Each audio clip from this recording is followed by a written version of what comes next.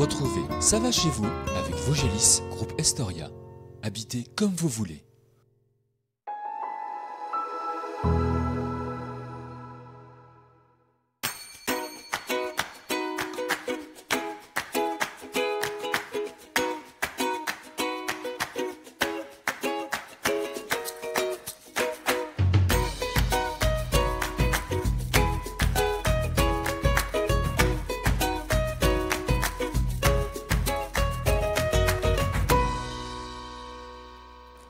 Nous partons cette semaine au sud-ouest du département découvrir une commune de près de 80 habitants dont on a beaucoup parlé ces dernières années pour la réfection de son pont. Direction Lironcourt, le village aux 5 fontaines et aux vignes. Nous découvrirons la ferme des Capucines. Sophie Berbet nous parlera notamment de ses glaces sous la marque Vachement Givré. Mais pour débuter, nous sommes avec vous, monsieur le maire Dominique Mougin. Vous êtes maire de cette commune. Comment vous la qualifieriez, cette commune ?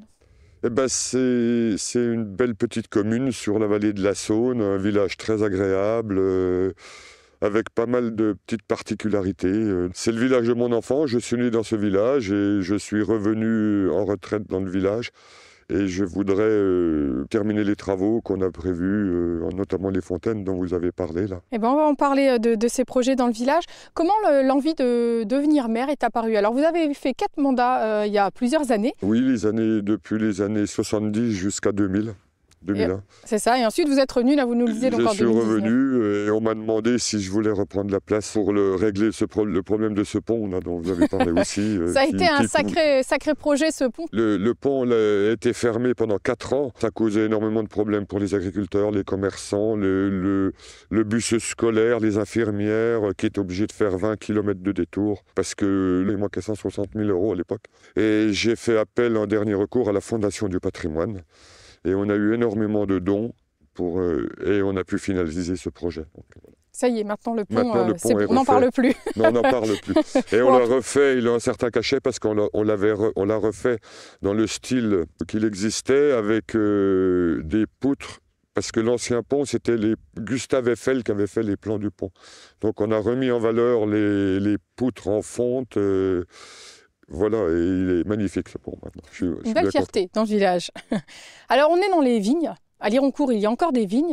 Alors expliquez-nous un petit peu, elles remontent, ça ne date pas d'hier les vignes, je crois. Il y a toujours eu des vignes, il y a eu jusqu'à 40 hectares de vignes au 18e, 19e siècle. À cette époque, on est justement au Charmont et le domaine du Charmont, là, c'est une ferme seigneuriale. C'est Madame de Saint-Ouen qui a régné à la cour du roi Louis XVI. Et quand le roi Louis XVI a été guillotiné, la dame-là, elle est venue à Châtillon et elle a acheté le domaine du Charmont où elle a habité dans cette maison. Elle était propriétaire de 20 hectares de vignes et elle employait plein de personnel il faisait du vin à l'époque. Le phylloxéra est arrivé en 1998. Depuis cette époque, les plants ont été remplacés par des plants américains, le Kuhlmann, l'Oberlin, le Bacot, et la vigne est repartie. Alors, c'est des vignes qui appartiennent à des particuliers ? C'est tout des particuliers. Et depuis 3 ans, la communauté de communes a acheté 2 parcelles. Et elle a replanté avec des nouveaux plants, c'est-à-dire du gamay, du cabernet, du pinot noir, pour faire des essais. Normalement, elle devrait donner l'année prochaine. Ah on reviendra l'année prochaine alors pour voir, ça. Oui, en 2025. Elle 2025. Est-ce qu'on peut dire que ça va chez vous aujourd'hui à Lironcourt ? Oui, ça va, mais bon, vu la conjoncture actuelle, on se demande si on va pouvoir clôturer les budgets parce que la conjoncture devient difficile. Les aides de l'État vont être moins importantes, donc c'est compliqué financièrement. Ça va être compliqué financièrement pour les budgets, quoi.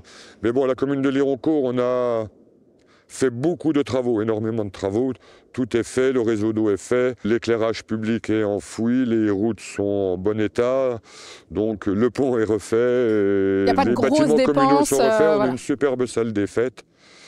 Bon, il reste le projet des fontaines et puis des petits projets d'aménagement du lavoir, je vous avais dit, pour faire une aire de pêche. Et alors justement, on va commencer par les fontaines. 5 fontaines ici à Lironcourt, qui datent de 1800 ?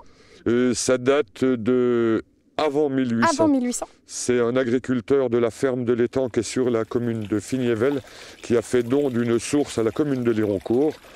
Et à l'époque, ils ont amené l'eau à Lironcourt. L'eau venait naturellement sans pression par le principe des vases communicants. Et les années 70, le maire de l'époque, comme il n'y avait pas de pression dans les canalisations, ils ont voulu refaire la conduite dans le village, mais en mettant aussi des compteurs à tout le monde.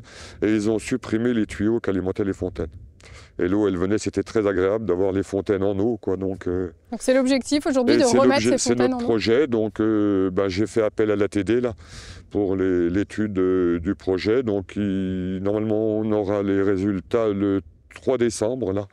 Et si on peut l'année prochaine mettre en route le chantier, je pense que ça serait bien, quoi. Et alors l'autre projet, c'est l'aménagement d'une zone de pêche. Alors l'aménagement on a un lieu dit en bas du village qui s'appelle le Barreau.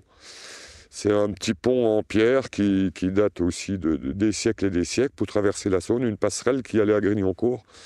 Et on a un lavoir couvert juste à côté et on voudrait aménager une aire de pique-nique pour des camping-cars, pour des pêcheurs. C'est un projet qui est en relation avec la Fédération de pêche. Donc l'idée, les fontaines, cet aménagement, quand est-ce qu'idéalement on aimerait que ce soit on veut place faire mettre des tables, des bancs, une aire de jeu, des toilettes, un point d'eau. Voilà. Un lieu de convivialité. Voilà, un lieu de convivialité. Il y a déjà une table, les gens, tout l'été, il y a du monde tout le temps, quoi, parce que c'est au bord de la rivière, il y a un petit guet, c'est magnifique, quoi. Il faudra qu'on revienne parce qu'il y aura de quoi faire. Merci beaucoup en tout cas pour votre accueil. Nous partons maintenant à la ferme des Capucines. Cela fait plus de 20 ans que Sophie et son mari François ont repris le GAEC. Depuis, ils ont développé l'activité, viande, charcuterie, pâte à tartiner, glace, de nombreux produits sont fabriqués sur place. Petit tour d'horizon. Sophie, merci de nous accueillir au GAEC. Alors, la ferme des Capucines, en 2003, quand vous reprenez ce GAEC, alors vous étiez dans le milieu agricole, mais plutôt de l'autre côté, dans les bureaux, j'ai envie de dire. Pourquoi vous reprenez ce GAEC et qu'est-ce qu'il y avait ici avant ? Alors, on est arrivé à Lironcourt vraiment par les hasards de la vie. Mon mari était salarié au centre d'insémination et moi, j'étais à la chambre d'agriculture des Vosges. Mon mari avait toujours l'envie de s'installer. On a vu une petite annonce et on est arrivé à Lironcourt.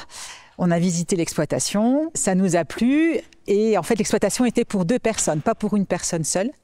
J'ai refait des études agricoles et puis je me suis installée avec mon mari. Alors au départ, vous installez, c'était pas forcément ce qui était prévu parce que vos parents étaient aussi Alors mes parents étaient agriculteurs mais j'avais fortement peur des vaches. Donc maintenant ça y est, c'est bon. C'est résolu, ce problème est résolu. Mais oui, j'avais toujours dit jamais et puis en fait... Jamais dire jamais. C'est ça. Donc vous élevez des vaches, 200 à peu près, c'est ça? Il y en a alors combien, en tout, on a 200 bêtes, 60 vaches laitières et puis la suite. De quelle race alors? Alors on fait de la Primolstein et on a un peu de viande en croisée blanc-bleu belge. Alors une partie du lait est collectée par la fromagerie de l'Ermitage. Oui. Une grosse partie du lait. Oui. Et une autre partie est transformée. Quelle est la part environ? Alors, on a une référence laitière de 650 000 litres. On prend environ 5 000 litres de lait pour fabriquer nos glaces. Voilà, pour la transformation. Donc, c'est une petite partie. Ah oui, mais c'est vraiment minime. Une partie qui prend quand même du temps. On va voir ça dans quelques instants. Oui. Alors, vous êtes équipé depuis quelques mois d'un robot. Est-ce qu'on peut dire que ça change la vie? Ah, ça change la vie, oui. Oui, on a mis en route un robot de traite début juillet. Notre salle de traite était vétuste, elle avait plus de 30 ans. Donc il fallait prendre une décision, on a fait le choix d'installer un robot de traite. C'est un confort de vie, c'est une autre façon de travailler. Je pense qu'il y a autant de temps qu'avant, mais différemment. Alors vous décidez il y a quelques années de faire de la transformation. Donc ça a commencé uniquement avec les steaks hachés, c'est Voilà, ça? En 2017, on a commencé la vente de steaks hachés. Donc c'est 100% du bovin qui est transformé en steak haché, même les morceaux nobles. On travaille avec l'abattoir adéquat de Rambervillers. Donc ça, on en a toute l'année. On fait des pâtes à tartiner et confiture de lait. Ça s'est développé en même temps? Voilà, c'est en même temps. Et après, le projet ne s'arrête pas là, vous poussez encore... Voilà, donc on a fait on fait de la charcuterie de bœuf. Et depuis 3 ans, on propose des crèmes glacées et des sorbets avec les fruits du secteur. Pourquoi les glaces? Alors moi, j'aime bien pâtisser. C'est quelque chose qui me trottait dans la tête depuis longtemps, mais c'est une activité très chronophage. Donc on a voulu attendre que nos enfants soient un peu plus grands, qu'ils aient moins besoin de nous. En 2022, on s'est lancé dans la production de crème glacée. Donc ça fait 3 ans à peu près. Quel est le bilan que vous tirez de cette activité glace spécifiquement? Alors c'est énormément de travail. Chose que je n'avais pas forcément quantifiée dès le départ, mais c'est énormément de travail, que ça soit la production la commercialisation et la communication. Voilà, mais après, moi personnellement, je m'éclate, quoi. Aussi bien au niveau des parfums que l'on peut proposer, je suis toujours à la recherche de nouveautés, et puis on fait aussi tout ce qui est pâtisserie glacée. Parce que la glace ne s'arrête pas à une simple boule l'été. Non. Voilà, ouais, des pâtisseries glacées pour les anniversaires, pour des associations. Donc chaque demande est différente, donc c'est ça qui est bien, quoi. L'idée, c'est de valoriser aussi les autres producteurs locaux, j'imagine? Oui. Donc on a une gamme de glaces traditionnelles, vanille, chocolat, noisette, caramel maison. Et on fait aussi une gamme où on travaille avec d'autres artisans. Donc par exemple, on a une crème glacée à la violette. Donc c'est avec les bonbons de Délices Vosges de Darney. La bergamote, pareil, et les bonbons de Délices Vosges de Darney. Une crème glacée sapin des Vosges, c'est avec l'huile essentielle de la ferme du bien-être de Gérardmer. On fait une glace plombière avec le kirsch de la ferme Chassard à Fougerolles. Voilà, et puis tout ce qui est sorbet, on travaille beaucoup avec les vergers Grand-Dieu, donc que ce soit pour ses fraises ou ses pommes. La myrtille de culture d'Enzel. Il y a de quoi faire aux alentours, autant en profiter, c'est un peu ça l'idée. Voilà, alors là, exceptionnellement, il y aura de la mangue pour les fêtes de fin d'année, mais parce qu'il faut aussi se faire plaisir de temps en temps. Voilà, c'est festif, donc puis moi aussi j'ai envie de m'amuser en faisant mes bûches, donc on fait des parfums un peu plus exotiques, mais vraiment que pour la période des fêtes. Donc là, oui, on va proposer 4 sortes de bûches différentes, 2 gâteaux de Nouvel An et les galettes glacées pour janvier. Il y a toujours des idées, j'ai l'impression, on ne s'arrête jamais. Oui. Ça représente combien de bûches, ou en tout cas, ça représentait combien de bûches l'année dernière? L'année dernière, on en a fait à peu près 500. Et il y avait encore de la demande? Et il y avait encore de la demande. Est-ce qu'il y a encore des envies de se développer différemment? On propose depuis cette année les bars à glace. Donc j'ai une petite charrette derrière ma camionnette et donc je me déplace sur des événements d'entreprise, des mariages, des anniversaires et on propose les glaces à la boule, en cornet ou en petit pot. Donc voilà, ça c'est un projet qu'on veut continuer à développer. Et puis, alors, on a plein de projets en tête. Je pense qu'on n'aura pas assez d'une vie pour tout faire. Il faudra qu'on revienne. Mais oui, il y a encore beaucoup de pistes pour améliorer tout ce qui est diversification sur l'exploitation, quoi. Bon, en tout cas, on vous souhaite encore 20 belles années et puis on reviendra pour parler des autres projets. Merci beaucoup Sophie de nous avoir accueillis. Merci à vous de nous avoir suivis. C'est déjà la fin de notre émission. Moi, je vous donne rendez-vous la semaine prochaine et d'ici là, je vous souhaite de passer une très belle semaine sur Vosges Télé. À bientôt.